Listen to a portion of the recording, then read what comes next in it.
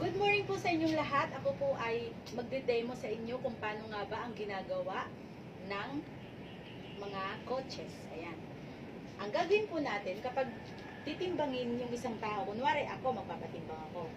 Isisit po natin yung edad. Edad muna po. Kunwari 38 years old, 37, 40. Ayan. And then, isisit po natin siya. Tapos, kung ano pong gender niya, kunwari siya ay lalaki o babae.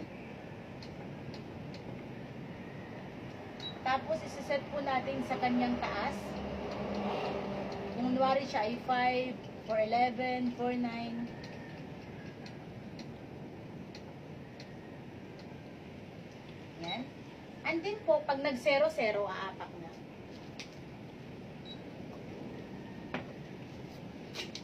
Dahil 0-0 na po siya, apak na po. Ayan. Kunwari po, ako yung nagpapatimbang sa coach. Ayan. Bababa na po ako. Ito na po yung aking mga results. Ayan. Yan po ang aking mga results. Ayan. So, ito po, ayan. Yan po ang aking visceral fats. Mga taba po yan siya sa loob ng aking katawan. 5.5 na lang po siya. Dati po yan ay 9.5. Yan. At ito ang aking pounds. Dati po yung 112 na yan ay 143 pounds yan. Diba? Ito naman body fats ko 28.5. Diba? Dati yan siya ay 40. 4.4 bone mass. At 49 ang aking tubig. Yan, muscle mass at saka basic rating.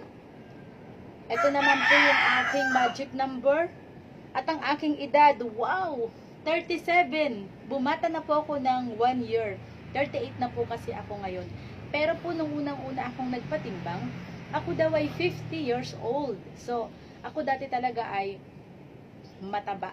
Yan, 65 kilos po ako dati. At talagang hindi na maganda ang nararamdaman ko sa aking katawan.